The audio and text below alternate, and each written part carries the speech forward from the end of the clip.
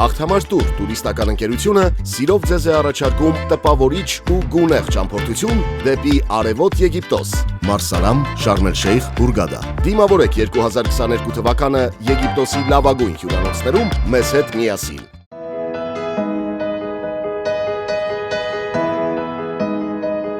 Ինչ կարելի է մաղթել կամ խորհուրդ տալ ծանոթին ու անծանոթին։ Միակ խորհուրդը, որ բոլորի համար տեղին է ու երբեք ժամանակավրեպ չէ, շատ ճամփորդեք անկախ ամեն պայմանից։ Նա ով ձգտում է, անպայման կհասնի։ Հենց այս մտքերով էլ Ճամփրուկս ու ես ընդամենը մի քանի օրով գնացինք պտույտ կատարելու Ուկրաինայում։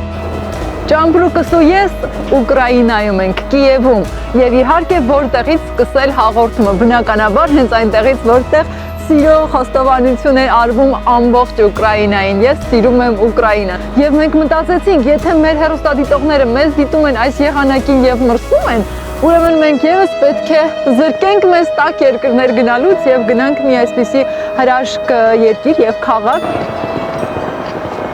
Շատերը ճամփորդություն ասելիս միանգամից պատկերացնում են ծովափ, արմավենիներ եւ իհարկե միայն հանգիստ, բայց իրականում ճամփորդությունը ոչ այդքան հանգստի մասին է,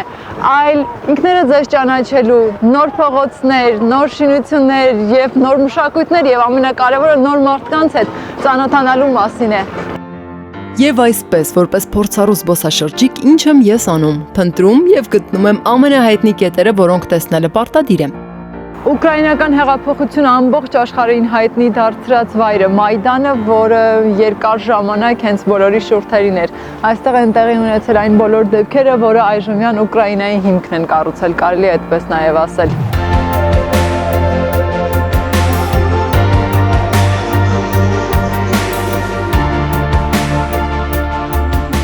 Հրապարակը գտնվում է մայրաքաղաքի ամենահայտնի Խրեշատնիկի եւ մի քանի այլ հայտնի փողոցների վրա։ Այնուամենայնիվ, որպես պարտաճանաչ զբոսաշրջիկ պետք է բաց չթողնել Ուկրաինայի համար վերջին պատմականորեն կարևոր իրադարձությունների ոգին զգալու հնարավորությունը։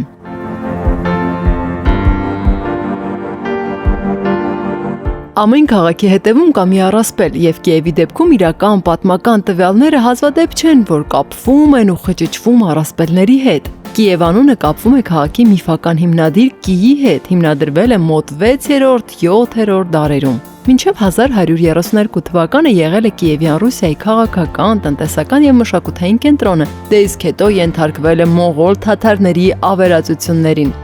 Ինչպես ասում են, նրանք իրենց ճանապարհին ամեն բան սրբում եւ տանում էին։ Քաղաքի ամբողջ պատմությունը պատկերացնելու համար նշեմ նաեւ, որ այն եղել է լիտվական մեծ իշխանության Կիևյան տարածքի կենտրոնը, հետո անցել է Լեհաստանին, դե իսկ հետո միացել կրկին Ռուսաստանին։ Դե իսկ հետո էլ պատմությունը դուք լավ գիտեք, հատկապես այսօրվա դեպքերը։ Բոլոր քաղաքական հաղորդումների հիմնական թեմաներից է։ Գնանք այնտեղ, ուր պետք է յուրաքանչյուր զբոսաշրջիկ լինի, Ոսկե դարպասի մոտ։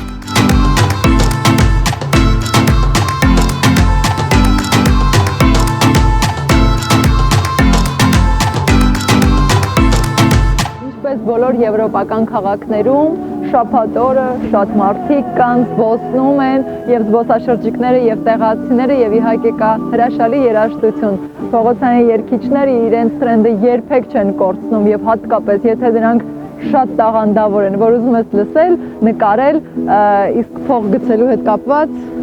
կմտածենք։ Մի քանի գրիվեն։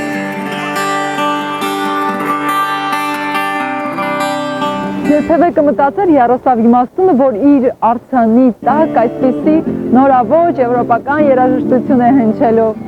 Գուցե եւ մտածեր, չգիտեմ։ Առաջին միտքը ինչը ինձ մոտ ծագեց, ինչու են այս փայտե հուշարձանն անվանում ոսկե։ Տարօրինակ է։ Դե բայց հարկ է նշել, որ ճարտարապետական եւ պատմական այս հուշարձանը Ոսկե դարպասը ստեղծվել է Յարոսլավ Իմաստունի օրոք եւ հիանալի պահպանվել է մինչ օրս։ Նա կարող է պատմել ամենահետաքրքիր փաստերը այն ժամանակվա պաշտպանական ճարտարապետության մասին։ Եվ հետո շենքը մեծ ամրոց էր։ Աշտարակի ողջ վեհությունը կարող եք գնահատել միայն այն ժամանակ, երբ իսկապես այցելեք այն։ Ոսկյա դարպասները Կիևի ամենահայտնի կետն է, որովհետև յուրաքանչյուր զբոսաշրջիկ պետք է պարտադիր գա եւ այս տեսարժան վայրը տեսնի, նկարվի եւ խնդրում եմ դարպասներին ուշադրություն դարձրեք, բուն դարպասներին, որովհետև նրանք շատ ամուր են, պինդ են։ Այս ամենը կառուցվել է Յարոսլավ Իմաստունի ժամանակներում, երբ նա արդեն հասկանում էր, որ թշնամական ուժերը կարող են արշավել եւ ավելի պինդ ամուր իրավիճակ է պետք ստեղծել, պարիսպներ, որոնք կկարողանան դիմակայել թշնամիներին։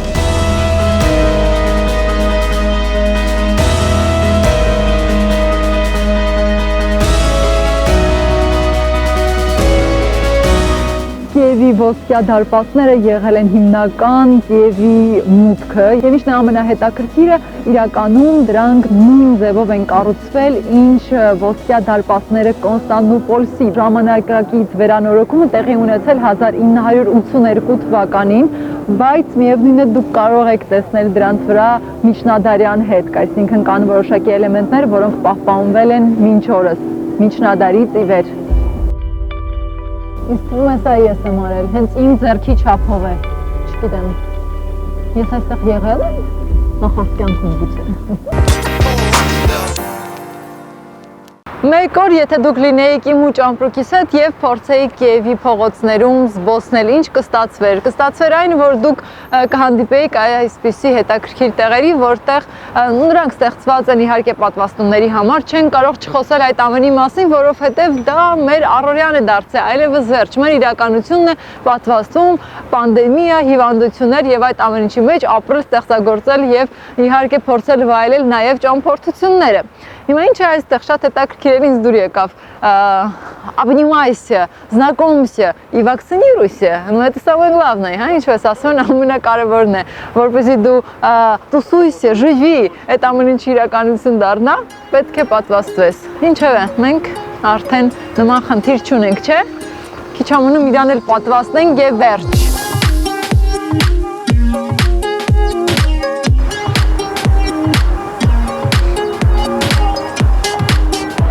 Ահա,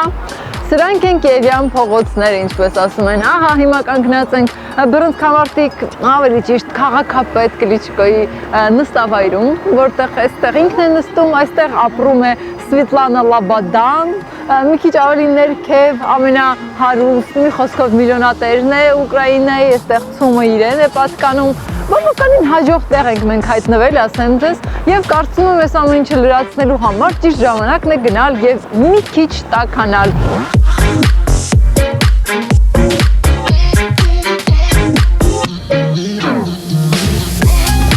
Բոլոր զբոսաշրջիկները իհարկե հանդիպում են հենց այս տարածքում, հենց այս փողոցի վրա, որովհետև սա Կիևի Խրշատիկ փողոցն է, ամենահայտնի փողոցը։ Եվ հայտնի այն ոչ միայն նրանով, որ Ուկրաինայի հյուսիսային պողոտան է, այլև նրանով, որ այն համարվում է Եվրոպայի ամենակարճ կենտրոնական փողոցը, եթե չեմ սխալվում, մոտավորապես 1 կիլոմետր եւ 30 այդքան է, իսկ լայնությունը եւս շատ այսպես նեղ է, 72 մետր, եթե չեմ սխալվում, այդ ամեն ինչ ինձ իհարկե մեկ-մեկ հուշում է Google-ը, իսկ մեկ-մեկ այսպիսի եղանակին չի հուշում։ Իսկ իմ ճամպրուկը, ինչպես տեսնում եք, իրեն նոր ընկերներ է գտել։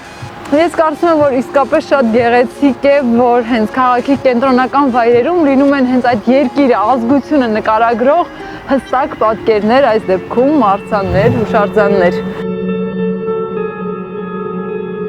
Մայդանի մասին խոսելիս պարտադիր է նշել, որ առաջին զոհը ցավոք հայազգի Սերգեյ Նիգոյանն էր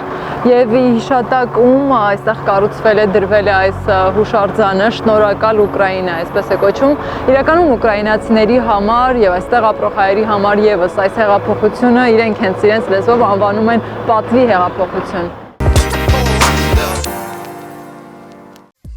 Վստահ չեմ, որ ես տարվա լավագույն եղանակն եմ ընտրել Կիև գնալու համար, բայց գիտեք, բնությունը վատ եղանակ չունի, այնպես որ տակ հագնվում ենք եւ գնում ենք զբոսնելու Կիևում։ Ես մտքեր եմ կարդում եւ վստահ եմ հիմա մտածում եք, վայ, ես ինչ ժպտերես աղջիկը Արմինեն, բայց ոչ, ես ժպտերես չեմ, ուղղակի սառել է ժպիտը դեմքիս։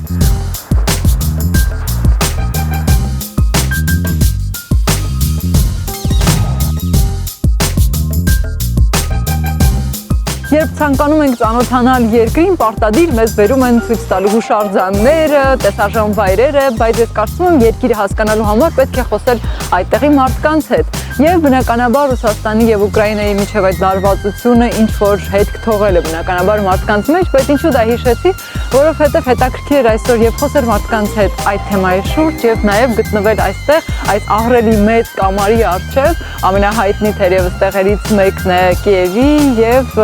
այն ստեղծվել է հիշատակ Ռուսաստանի եւ Ուկրաինայի միության։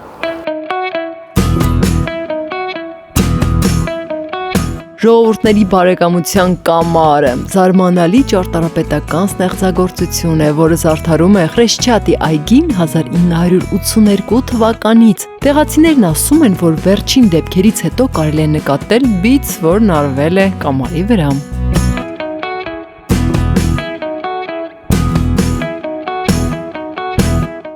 Կիևի հայտնի ապակյա կամուրջը։ Ընդհանրապես Դնեպրի վրա մի քանի կամուրջներ կտեսնեք, բավական մի խոշոր, շքեղ, բայց սա թերևս իր գեղեցկությամբ բոլորին գերազանցում է։ Եվ անգամ այսպիսի եղանակին իդեպ ուզում եմ ձեզ համար նշեմ, որ հիմա նկարահանումները մենք անում ենք ընդամենը ժամը 3-ին, բայց տեսնում եք բավականին մռայլ է։ Եվ սա պայմանավորված է ոչ միայն եղանակի հետ, այլ պայմանավորված է նրանով, որ այստեղ շուտ է մթնում։ Ասում են, որ այսօր ժամը 4-ին մտնելու է։ Չգիտեմ, համենայն դեպս մենք դեռևս ունենք ժամանակ հիանալու գեղեցիկ տեսարանով։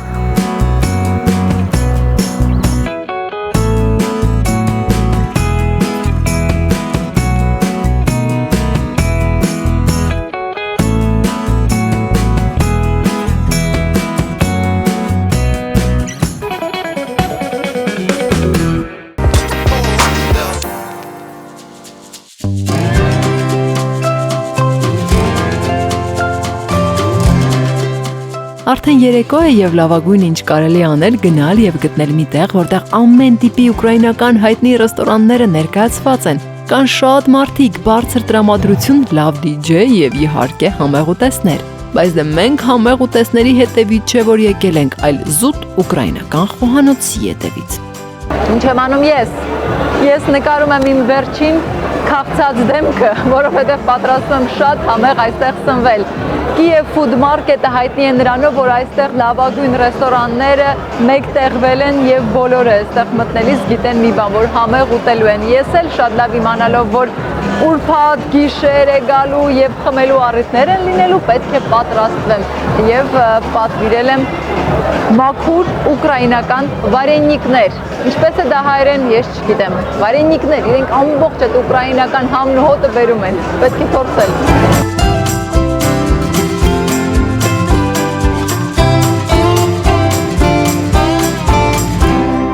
Ասեղ գցելու տեղ չկա, այս արտահայտությունը ստեղծվել է միայն այս տեղի համար կարծում եմ, բայց կարևորը այն է, որ վարենիկները արդեն պատրաստ են, քաղցր վարենիկներ են վերցրել, տեսնենք ինչպիսին է այն լինելու, ճիշտ ուկրաինական, ամենակարևորը սա է, նա պետք է փորձենք։ Նստելու տեղի հետ կապված մեծ ընտրություն չկա, որտեղ ազատ է ում կողքը ուզում ես նստի, հատկապես անծանոթ մարդկանց կողքը։ Չեն էլի ջան։ Վարենիկների հետ կապված ինչ կարող եմ ես ասել, բացի այն, որ հայերեն տարբերակը չգիտեմ, սա նույնն է, ինչ պիլմենին ուղղակի մսի փոխարեն ձեզ առաջարկում են մուրաբաղ, այսինքն քաղցր պիլմենի։ Բելարուսները ասում են, որ վարենիկները բելարուսական են, ուկրաինացիները ասում են ուկրաինական են, բայց քանի որ մենք Ուկրաինայում ենք, ընդունենք այս տարբերակը։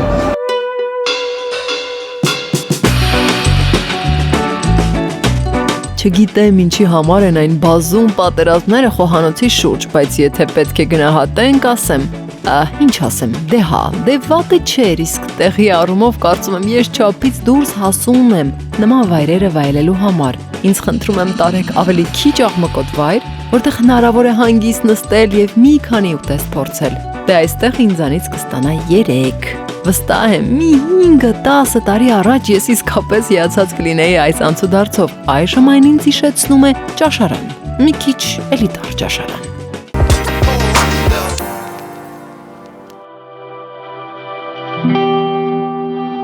Մայրաքաղաքի ամենահին այգիներից մեկը Վլադիմիրսկայա Գորկան է։ Այս գեղատեսիլ վայրը գտնվում է Դնեպր գետի հիասքանչ լանջերին Միխայլովսկի վանքից ոչ հեռու։ Իսկապես, քո մտքերի հետ միայնակ մնալու տպավորիչ վայր է։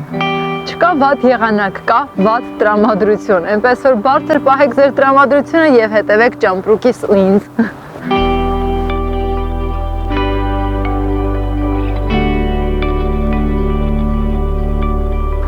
Շատերը չեն սիրում նման եղանակ եւ չեն սիրում մառախուղ, իսկ ես կարծում եմ, որ մառախուղը տալիս է հնարավորություն, որպեսզի դուք ձեզ հետ այսպես տակ ընկղմվեք ձեր մեջ եւ մտածեք։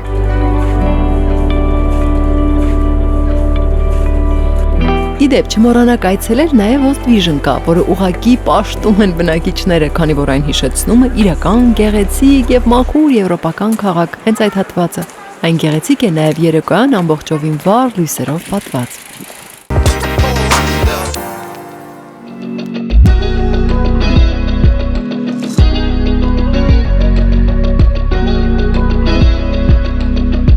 Ինչպես տեսնում եք, ուկրաինուհիները այդքան էլ մսկան չեն, այդքան էլ ինչքան մենք։ Բայց հիմա պետք է մտնենք հարբած բալ, որպեսզի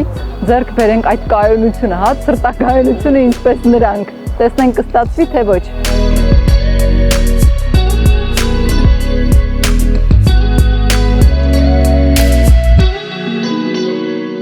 Բալով վարենիկները փորձելուց հետո եկել է ճիշտ ժամանակը փորձելու վիշնյովկա, ինչը սերենից ներկայացնում քաղցր բալով պատրաստված լիկյոր, իհարկե ալկոհոլային հիմքով, որը կարող է ուղղակի այսպես ոտքերից գցել ցանկացած դեմքի, այո, նրանք դրանցից մեկն են, այո, տեսնում եք, նրանք վիշնյովկայի զոհերից մեկն են, չեմ ուզում նույն իրավիճակում հայտնվել եւ չեմ հայտնվի, եթե երկու բաժակից գոնե քիչ խմեմ, բայց ինչևէ, ես արդեն հերթի մեջ եմ, ինչպես տեսնում եք, այստեղ բոլորը ոտքի վրա են, միջև վերջ էլ ոտքի վրա են մնում, բայց հաջորդ բաժակի համար պետք է սպասել, չին։ Հարբած բալը բոմբոնյերկա չէ եւ անգամ հարբած բալը թխվածք չէ։ Հարբած բալը դա մթնոլորտ է, իրավիճակ է, որում մենք հայտնվել ենք։ Եվ այդ իսկ պատճառով ես առաջարկում եմ ձեզ, հանկարծ եթե ձեր ոտքը ընկնիկի է, անպայման ձեր մտերիմների համար տարեք այսպիսի սուվենիրներ, որոնք պատրաստ սպասում են։ Իսկ տուն տանելուց հետո կարող եք մի քիչ տաքացնել։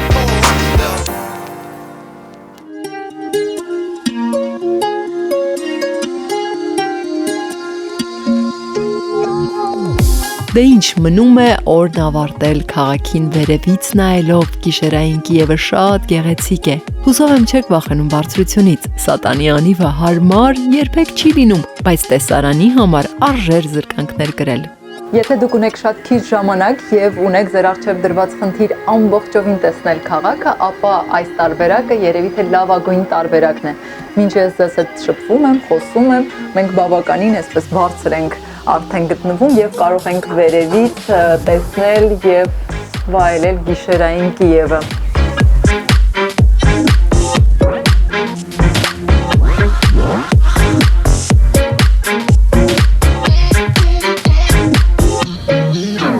Անկեղծ ասած, ես քիչ առաջ նկատեցի, որ մեր դուռը բաց է։ Տեսեք, սա նորմալ չի։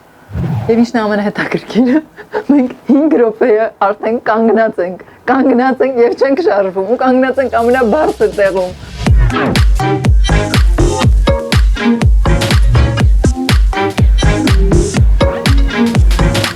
Ինչ խոսք, սատանու անիվը ավելի գեղեցիկ էր եւ մենք ներքևում էինք եւ նա լուսավոր էր եւ ավելի հանգիստ։ Բայց չէ, ամեն ինչ բարեհաջող ավարտվեց մեզ համար, որովհետև մենք մարդիկ ենք, ովքեր փնտրում են էմոցիաներ եւ փնտրում են նոր ճանապարհներ։ Կարծում եմ ճիշտ ժամանակն է վերադառնալ հյուրանոց եւ կիսել բոլոր տաք ու սառը տպավորությունները բարձի հետ։ Ճամպրուկս ու ես կհանդիպենք շուտով։ Աղթամար տուր տուրիստական ընկերությունը սիրով ձեզ է առաջարկում տպավորիչ ու գունեղ ճամփորդություն դեպի Արևոտ Եգիպտոս, Մարսալամ, Շարմ էլ-Շեյխ, Հուրգադա։ Դիմավորեք 2022 թվականը Եգիպտոսի լավագույն հյուրանոցներում մեզ հետ միասին։